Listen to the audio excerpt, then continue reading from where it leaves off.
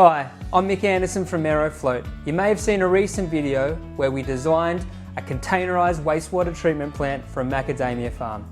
In this short video, I'm going to talk you through the installation and commissioning of the plant up in Queensland. Aerofloat was engaged to install a system to treat the water used to wash the macadamias during harvest and processing.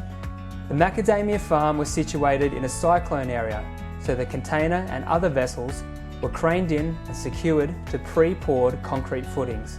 Most of the connecting pipework was pre-assembled in our Sydney factory, so the installation on site was quick. Aerofloat's wastewater treatment system works by removing suspended solids, fats, oils and grease from the wastewater. First, screening is used to remove solids larger than 2 millimeters. The water then gravitates to the balance tank where it's mixed and pH corrected.